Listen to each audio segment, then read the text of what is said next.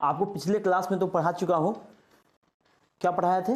भू आकृति प्रदेश, इंग्लिश में कहते हैं जियोमॉर्फोलॉजी। ओरिजिन पढ़ा चुके थे। इसे अगला देखिए, जियोमॉर्फोलॉजी क्या होता है? स्थल स्वरूप की पहचान हम देख कर करते हैं, उसे इसको क्या कहते हैं? भू आकृतिक प्रदेश बोलेंगे। और हम स्थल की पहचान कैसे करते हैं? हमेशा किताब के द्वारा लिखा गया। जैसे हम बोलेंगे पर्वत किसे कहेंगे? 6000 मीटर से ऊंचे हुए भाग को पर्वत कहते हैं। तो हमेशा हम इंची टेप से नापते तो नहीं है ना, तो हम देख को ही पहचानते, ये पर्वत है, पठार है, मैदान है, क्या है। तो देखिए हम कैसे पहचानते हैं। इस पर्वत का पिक्चर मान लीजिए, तो इस पर्वत में क्या है? ऊंचाई सबसे अधिक है कि नहीं बताइए? इस सब में पर्वत, पठार, मैदान, तटीय, इस सब में ऊंचाई सबसे अधिक है कि नहीं? तो ऊंचाई सबसे अधिक होगा। ऊंचाई क्या होगा?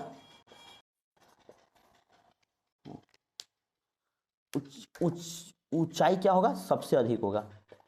ऊंचाई, वैसा स्थल स्वरूप जिसकी ऊंचाई सबसे अधिक हो उसको क्या कहते हैं? पर्वत बोलेंगे। क्या बोलेंगे? पर्वत। और ढाल कैसा हो? ये जो स्लोपिंग हो, ये ढाल कैसा हो? ये ढाल तीव्र हो। क्या हो? तीव्र का मतलब समझ आपको समझाई दिया था पिछले क्लास में। जिस पे चढ़ना मुश्किल हो उसको कहते हैं ढाल तीव्र होना। और जहाँ चढ़ना आसान हो, जैसे मैदान, हमको गाड़ी चलाते आसान होता है मैदान में, तो मैदान का क्या होता है? ढाल मंद होता है। लेकिन पर्वत में चढ़ना बहुत मुश्किल होता है, या बाइक से चलिए या साइकिल से चलिए, चढ़ना बहुत मुश्किल होता है। उसलिए इसको पर्वत में क्या होता है? मानोपीय ढाल तीव्र होता है। क्या होता है? तीव्र होता है। ये तो समझ गए। आप ध्यान दीजिए, शीर्ष कैसा है? ये नुकीला है कि नहीं बताइए? आधार कैसा है? आधार चौड़ा है कि नहीं? आप देखिए इसमें शीर्ष कैसा होगा? सपाट होगा। कैसा होगा? इस सपाट पठार के। जैसे आपको याद ही होगा तिब्बत के पठार, प्रायद्वीपीय पठार, पामीर का पठार, इस सब में आपको जब बताएगा तो ऐसा ही पिक्चर बनाएंगे हमेशा। तो ये पठार है, ध्यान दीजिए पठार। शीर्ष कैसा होगा पठार का? आपको परिभाषा लिखने के लिए बोले या पर्वत या पहचानने के लिए बोलेगा तो आप पहचान तो पाइएगा ना। शीर्ष कैसा हो? सपाट हो। आधार कैसा हो? चौड़ा हो। ढाल कैसा हो? पर्वत का अपेक्षा तो कम में चढ़ना तो आसानी होगा ना होगा। ढाल कैसा है? पर्वत से कम है। ऊंचाई कैसा है? पर्वत से कम है। पर्वत से कम है कि नहीं बताइए? आप देखिए यहाँ पे मैदान में कैसा होता है? ढाल मंद होता है। ढाल कैसा होता है? मंद। ढाल कैसा होता है? मंद। आसान होता है, चढ़ना बहुत आसान होता है मैदान में। आप बताइए तटीय क्षेत्र, समुद्र के किनारे वैसा क्षेत्र, इस समुद्र के किनारे तटीय क्षेत्र होता है कि नहीं, जहाँ मछली पालन ज़्यादा होता है। मछली, यहाँ की अर्थव्यवस्था मतलब तटीय क्षेत्र की अर्थव्यवस्था मछली पे ही निर्भर रहता है, मत्स्य पालन पर ही निर्भर रहता है। तटीय क्षेत्र समुद्र के किनारे वैसा एरिया है जो समुद्र के पानी से ढका हुआ नहीं हो। कि पानी, क्या पानी है यहाँ पे? नहीं है। तो इसलिए इसको क्या कहते हैं? तटीय क्षेत्र। और वैसा समुद्र के एरिया जो क्या है? ढका हुआ है। क्या है? पानी से ढका हुआ है, उसी को क्या कहते हैं? मग्न तट। और ये जो ढका हुआ है इसका आधार कैसा होता है? चौड़ा होता है। इसकी चौड़ाई क्या है? सबसे अधिक होती है। क्यों? हम समुद्र में क्या करते हैं?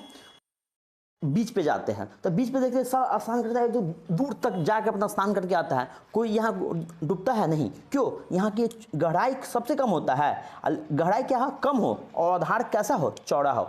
आधार कैसा हो? चौड़ा हो। उसको क्या कहा जाता है? महाद्वीपीय मग्न तट। हम पूरा नाम लिख दिया हूँ, महाद्वीपीय मग्न तट। आपको देखिए पर्वत का इंग्लिश होता है माउंटेन, पठार होता है प्लेटू, मैदान का होता है मैदान, तटीय मैदान का कोस्टल, महाद्वीपीय मग्न तट उसको कहते हैं। समुद्र के किनारे वैसा एरिया जिसका क्या हो? हम यहाँ पे लिख देता है, जिसका आधार क्या है? चौड़ाई हो, जिसकी चौड़ाई अधिक हो। जिसकी चौड़ाई अधिक हो। चौड़ाई क्या है? अधिक हो। और ये बताइए इसकी गहराई कम हो कि नहीं? गहराई क्या हो? कम हो। गहराई यहाँ कम है कि नहीं? यहाँ डूबता है नहीं। क्या है? महाद्वीपीय मग्न तट। हम लोग स्नान करते हैं हमेशा मग्न तट पे स्नान करते हैं, इसी को कहते हैं महाद्वीपीय मग्न तट, कॉन्टिनेंटल शेल्फ। कोई दिक्कत है? ये जो भाग है इसको क्या बोलते हैं? इसको महाद्वीपीय, यहाँ देखिए हम लिख दिया, महाद्वीपीय ढाल बोलते हैं। क्या बोलते हैं? महाद्वीपीय ढाल। महाद्वीपीय ढाल बोलते हैं। कोई दिक्कत? इसमें आपको क्या लगता है? ढाल सबसे तीव्र है कि नहीं?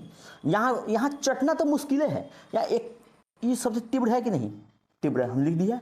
और समुद्र की गहराई सबसे अधिक होती है। यहाँ क्या होती है? गहराई सबसे अधिक होती है। आप देखिए इसको कहते हैं, ये जो भाग है, ध्यान दीजिएगा, क्या बोलते हैं? महाद्वीपीय उभाड़ बोलते हैं। क्या बोलते हैं? महाद्वीपीय उभाड़। ये देखिए महाद्वीपीय उभाड़ बोलते हैं इसको। बताइए इसको क्या बोलते हैं? महासागरीय नितल। ओशियन बॉटम बोलते हैं, ओशियन बॉटम। ये बताइए ये क्या हो, ये महाद्वीपीय ढाल और महाद्वीपीय महासागरीय नितल को जोड़ता है कि नहीं बताइए, उसी को कहते हैं महाद्वीपीय ढाल बोलते हैं। ये देखिए क्या है, उभाड़, या देखिए महाद्वीपीय उभाड़, इसको हम उभाड़ ऐसे बोल देंगे, उभाड़। कोई दिक्कत? किसको जोड़ने का काम करता है? महाद्वीपीय ढाल को और महासागरीय नितल को जो जोड़ता है उसी को कहते हैं महासागरीय महाद्वीपीय उभाड़ बोलते हैं। क्या बोलते हैं? महाद्वीपीय उभाड़ बोलते हैं। अब बताइए इसको क्या कहते हैं? महासागरीय नितल, समुद्र की सबसे गहरा भाग, समुद्र की सबसे गहरा भाग को क्या कहते हैं? महासागरीय नितल बोलते हैं। और समुद्र में जो उबड़ खाबड़ जो होता है उसको कटक कहते हैं, इसको कटक बोलेंगे। इसको क्या बोलते हैं? इसको नितल, लिख देता हूँ, इसको हुआ नितल। ये जो उभड़ा हुआ है इसको कटक बोलते हैं। क्या बोलते हैं? कटक बोलते हैं। और जो दो कटक के बीच में है इसको कहते हैं भ्रंश घाटी। इसको क्या कहते हैं? भ्रंश घाटी। वीडियो पॉज कर करके आप लिख लीजिएगा एक बार, हमेशा के लिए आपको याद ही हो जाएगा। देखिए यहाँ से स्टार्ट करता है सबसे पहले, समुद्र के नीचे, समुद्र के नितल पे क्या होता है? कटक होता है, जो उभड़ा हुआ भाग होता है कटक कहते हैं। और उभड़ा हुआ भाग के बीच वाले भाग को क्या कहते हैं? भ्रंश घाटी बोलते हैं। क्या बोलते हैं? भ्रंश घाटी। भ्रंश घाटी में एकदम गहराई सबसे अधिक हो, गहराई क्यों हो? अधिक हो। ये कटक क्यों बनता है? जब ज्वालामुखी आपको पढ़ाएंगे तो ज्वालामुखी क्रिया के द्वारा ही कटक बनता है। ज्वालामुखी क्रिया के द्वारा ही क्या बनता है? कटक बनता है समुद्र की। और कटक कहाँ बनेगा? अधि पे, महाद्वीप पे बनेगा, नहीं, महासागरीय नितल पे बनेगा, बनेगा। इसको कहते हैं, इसको ध्यान दीजिएगा, इसको क्या कहते हैं? महासागरीय नितल बोलते हैं। जहाँ समुद्र की गहराई सबसे अधिक होती है उसी को कहते हैं महासागरीय नितल। महासागरीय नितल का लिख दिया, ओशियन बॉटम, सबका इंग्लिश नाम भी लिख दिया। आप अच्छे से इंग्लिश नाम पढ़ाई कर लीजिएगा, पढ़ लीजिएगा, काम देगा। ये क्या होता है? उभाड़। क्या है? महाद्वीपीय उभाड़। महाद्वीपीय उभाड़ किसे कहते हैं? महाद्वीपीय ढाल। इसको महाद्वीपीय ढाल है ना, ये ढाल और महासागरीय नितल को जोड़ने वाले भाग को क्या बोलते हैं? महाद्वीपीय उभाड़ बोलते हैं। क्या बोलते हैं? महाद्वीपीय उभाड़। जैसे आप ज्योग्राफी का बुक आपको आगे पढ़ने के लिए बोलेंगे कि जीसी लियोन का बुक पढ़ने के लिए बोलेंगे, ये इंग्लिश में ही आता है, हिंदी में आता ही नहीं, तो ये सब नाम आपको याद रहेगा ना, तो उस समय समझने में बहुत आसान होगा। एनसीईआरटी बुक में भी आपको इंग्लिश दिया रहेगा तो इंग्लिश नाम ही दिया रहेगा ना, तो आपको समझने बहुत बढ़िया रहेगा। इंग्लिश नाम बदलता नहीं है। आप देखिए मगन तट, समुद्र की ऐसा एरिया, मतलब समुद्र के किनारे ऐसा एरिया जो समुद्र के पानी से ढका हुआ हो और क्या हो? आधार चौड़ा हो और गहराई कैसा? कम हो, उसी को क्या कहते हैं? महाद्वीपीय मगन तट, जिसको कॉन्टिनेंटल शेल्फ बोलते हैं। तटीय क्षेत्र क्या है? जो समुद्र के पानी से ढका हुआ न हो, पानी से ढका ना हो। मैदान किसे कहते हैं? जिसका ढाल कैसा हो? मंद हो। पठार किसे कहते हैं? शीर्ष सपाट हो, आधार कैसा? चौड़ा हो, ढाल कैसा? पर्वत से कम हो। बता दिए थे आपको, ऊंचाई कैसा हो? पर्वत से कम हो। पर्वत किसे कहते हैं? ढाल तीव्र हो, शीर्ष नुकीला हो, आधार चौड़ा हो, ऊंचाई कैसा? सबसे अधिक हो। ऊंचाई कैसा हो? सबसे, ऐसे घेर देता हूँ, आप समझ में आया? सबसे अधिक ऊंचाई है कि नहीं बताइए, कोई दिक्कत? आप इसे अच्छे से लिखिए, पहले इसको अच्छे से उतार दीजिए, इसको, इसके बाद हम क्लीन करता हूं। अब देखिए सबसे पहले भारत में जो पर्वत है, पर्वत की भाग कितना है? देश के कुल क्षेत्रफल का कितना है? 11% है। कितना है? 11%। अब देखिए ध्यान से, पर्वत यही ना है, हिमालय पर्वत। पर्वत तो ऐसे ही जा रहा है ना, ये पर्वत है, हिमालय पर्वत है, पर्वत श्रृंखला है, ध्यान दीजिए, ये है हिमालय पर्वत श्रृंखला, हिमालय पर्वत श्रेणी। आप ध्यान दीजिएगा, हिमालय पर्वत श्रेणी कैसे है? सिर्फ नॉर्थ में स्थित है, इसलिए इसकी भारत के कुल क्षेत्रफल कितना है? 11% है। कितना है? ये आप याद कर लीजिएगा, ये पूछेगा ही। भारत के कुल क्षेत्रफल कितना है? 11% है। आप ध्यान दीजिएगा, आप बोलेगा पर्वत की ऊंचाई कितना होता है किताबों के अनुसार? किताबों के अनुसार मान लीजिए 6000 मीटर से अधिक ऊंचाई हो, 6000 मीटर से अधिक ऊंचाई हो, वही पर्वतीय भाग, मतलब पर्वत की ऊंचाई कितनी होती है? 6000 मीटर से अधिक होती है। जैसे एवरेस्ट की ऊंचाई कितनी है? 8848 है कि नहीं? एवरेस्ट की ऊंचाई कितनी है? 8848 मीटर है कि नहीं? एवरेस्ट की ऊंचाई, माउंट एवरेस्ट की ऊंचाई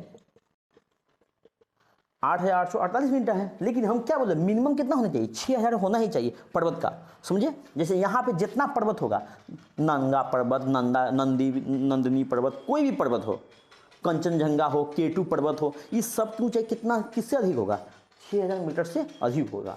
आप ध्यान दीजिएगा, अच्छे से ध्यान दीजिए। और पठार, ये बताइए, ये प्रायद्वीपीय पठार है कि नहीं? इतना भाग, ये पूरा क्या है? प्रायद्वीपीय पठार है।